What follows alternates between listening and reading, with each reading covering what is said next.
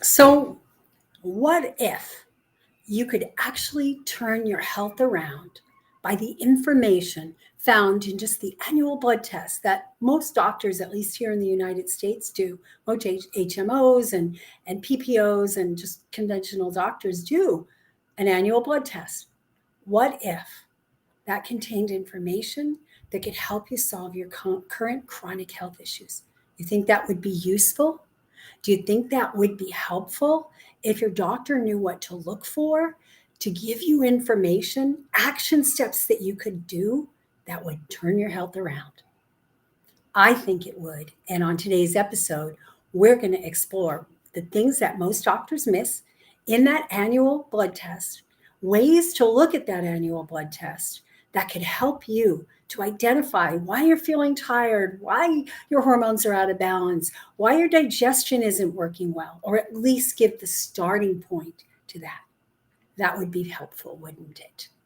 So, welcome back to the channel. And here's where I love to provide information to all of you health and wellness practitioners out there who really want to make a difference, who really want to get to the root cause of your health issues, of their clients' health issues, and also for people who want to help themselves, to empower themselves and take charge of their own health. So, today we're going to talk about what's missed in your annual blood test. So I'm going to share a few of the things in this short live. I don't have time to go into all of it, but I'm going to share with you a way that you can find out more, because I'm having a free training, a longer 90-minute training to really go into depth about this on Thursday. So stay tuned and I'll give you the link to that. And I'll share with you what other things you can learn when you do that. I believe that we all deserve to be empowered to take charge of our own health. I believe that when we don't do that, when you just leave it up in the hands of the doctor, who's usually Western trained, conventionally trained, they just look at your labs and say, okay, everything looks good, because everything falls within the normal range. And the lab itself didn't actually flag it. Does that really mean you're healthy? No, it means you do not have a disease yet, usually. Sometimes you might. They may miss it. But what it means is that you are not optimally healthy necessarily, and maybe you are.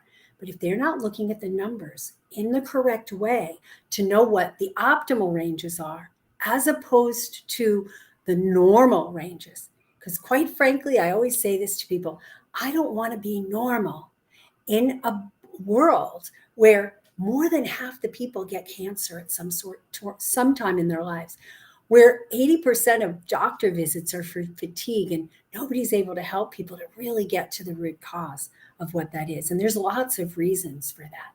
I don't want to be normal in a place, in a world where like 80% of people, I don't know if it's that high, but large percentage of people are actually suffering from low thyroid function. Not just a thyroid gland that's not functioning well, but missed cases where thyroid is not getting into the cells, thyroid hormone, and people have thyroid issues, thyroid symptoms like depression and dry hair and constipation and inability to lose weight and feeling cold and all those other things. And they're told there's nothing wrong with your thyroid. You're either a hypochondriac or here's some antidepressants, laxatives, etc. I don't want to be normal in that world. I want to be optimal. Okay. So I want to go through today the difference between normal and optimal. What are some of the metabolic markers that are super important? What are some of the inflammation markers that are super important that are usually missed? And what are some of the nutrient markers? I'm just going to touch on these. On Thursday, this coming Thursday, March 16th, I'm going to be doing a workshop. And that workshop is all about how do you go deep? What are the nutritional gems, the gems that are hidden in that workshop? And I'm going to show you slides, and I'm going to show you exactly where to find these markers so that you can bring them to your own attention, bring them to your doctor's attention, and get support and help. And if you go to www.drritamarie.com/bloodchemjoin, drritamarie.com/bloodchemjoin. We'll put the link in the comments for you. And we encourage you to join and stay and take lots of notes and all that good stuff. Okay. You can even take screenshots if you want. So let's go back and look at normal versus optimal. How are those normals collected? How do we know what those normals are? Usually it has to do with the population that goes to that lab, and the lab finds the range that 90%, 95% of the people fall in, that there's only the outliers, 5% at each end of the range. That then puts you, if you're in normal, in the state of health that 90% of the population is in. And like I said earlier, no way, Jose, that is not where I want to be. I want to be optimal. So, where do these optimal ranges come from? Well, the optimal ranges have been determined based on healthy populations, based on people that are followed over time to see, do they develop heart disease? Do they develop cancer, autoimmune disease? So we need to look at, do you want to be in normal range or optimal range? And here's the thing, doctors are looking for disease. That's what our medical system does. It's a disease management system. It's not a health optimization system. So if you want to catch something that's going on in your body after it becomes a disease, then trust those normal ranges.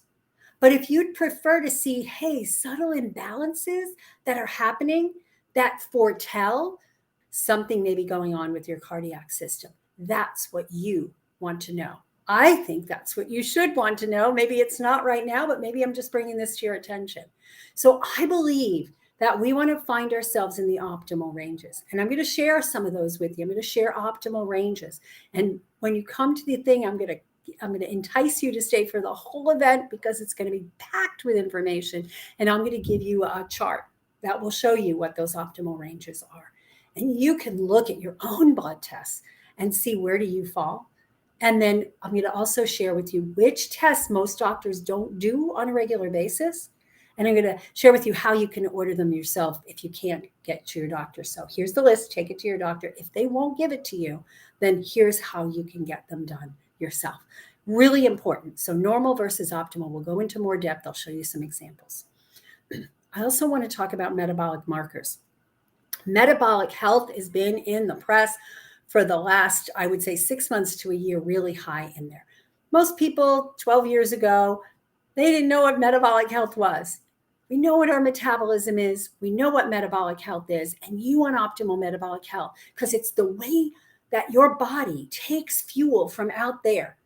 Get it? The food you eat, the things you drink, turns it into not just your cells, but turns it into energy. How do you optimize your metabolic health? When your metabolic health is not balanced, you're going to gain weight, even though you may not be eating more than your normal amount of calories. But because of the hormonal imbalances there, you will be gaining weight. And you're like, why? I seem to be eating a healthy diet. Why? And we're going to share a lot of that on this webinar. But here's a couple of things that you want to make sure that if it's not on your normal, regular blood test from your doctor, that you get them or you order them yourself. Yeah, they always do fasting glucose. Always do it. So no worries there.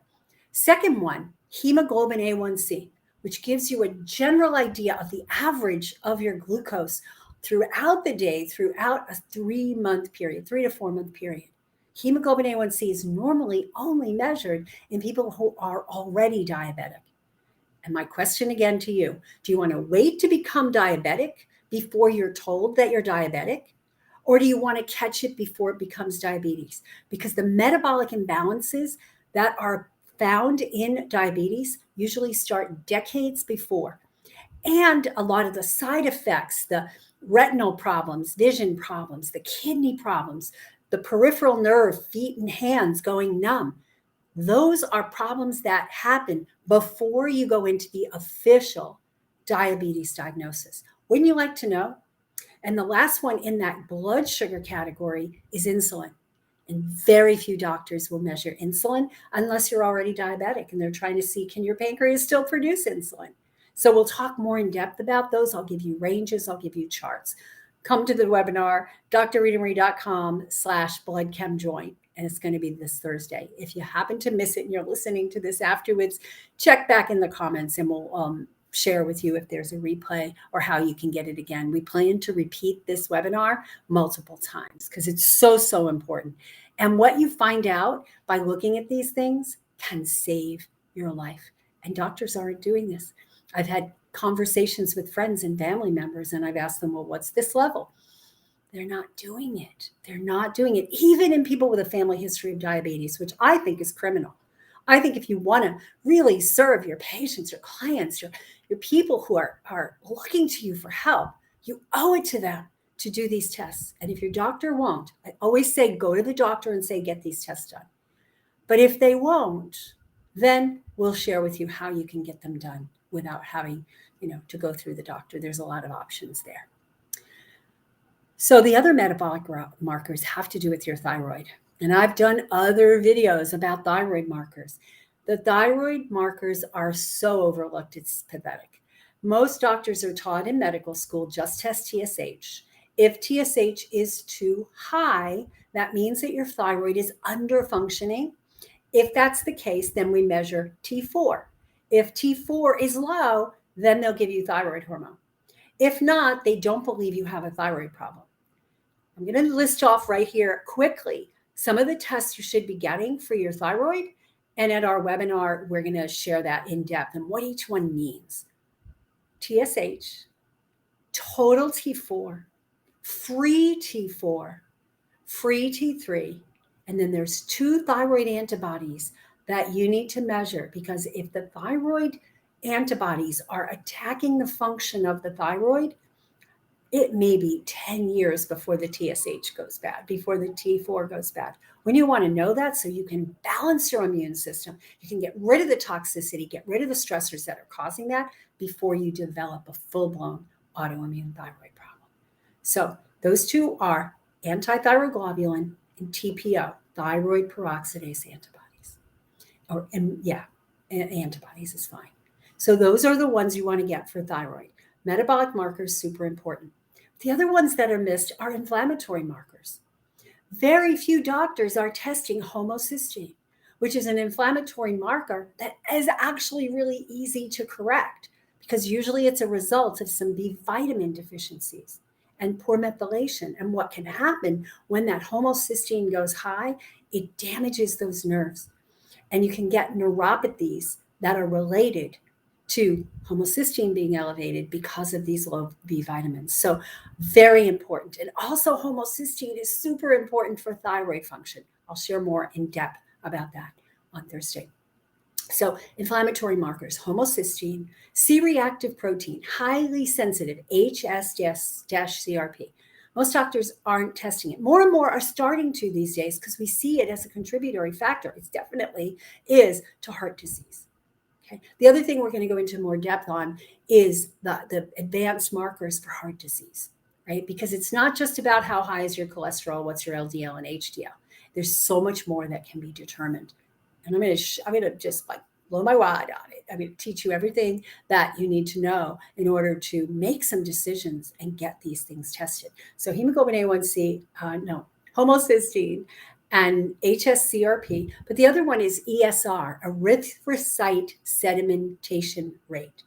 And most doctors are not testing these things. Important to know, do you have an inflammatory process? If you have inflammation in your body, it's contributing to autoimmune disease, it's contributing to joint pain, injuries that don't heal, gut imbalance, and of course, blood sugar.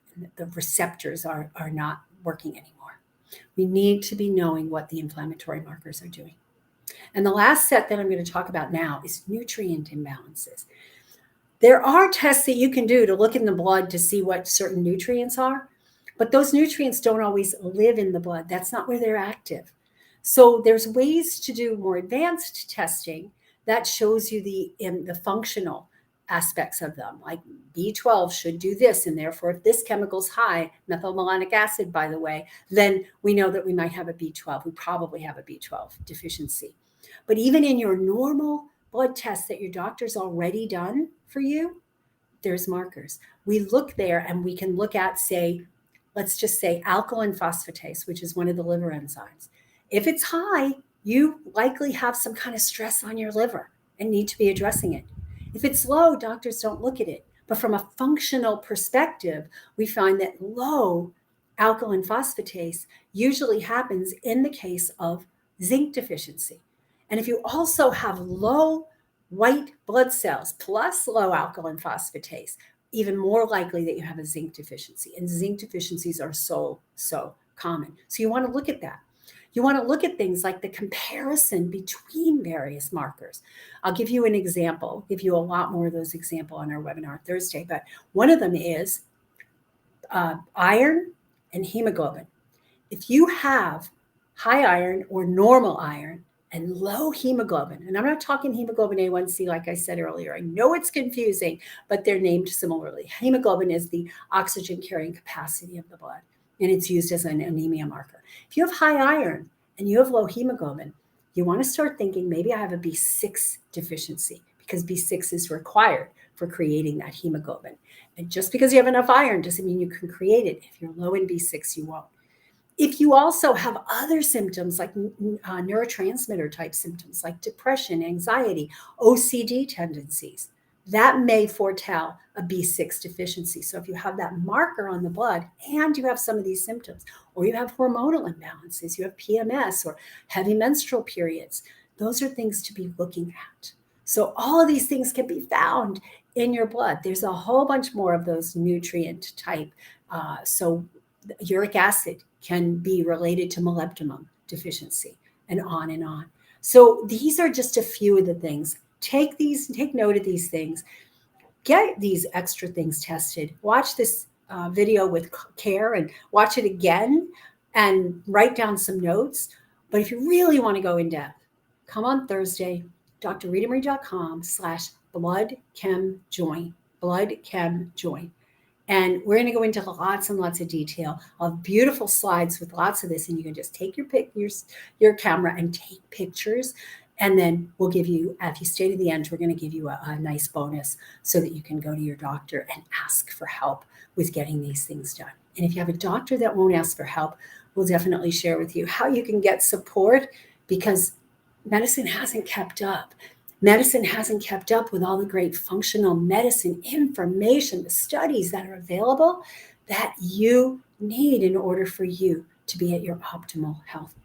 So go ahead and click on another video. You'll see other videos in our series, and join us, follow us. Lots of information to come, but absolutely join our video, join our webinar workshop on Thursday. And until next time, be unstoppable. Thank you for being here.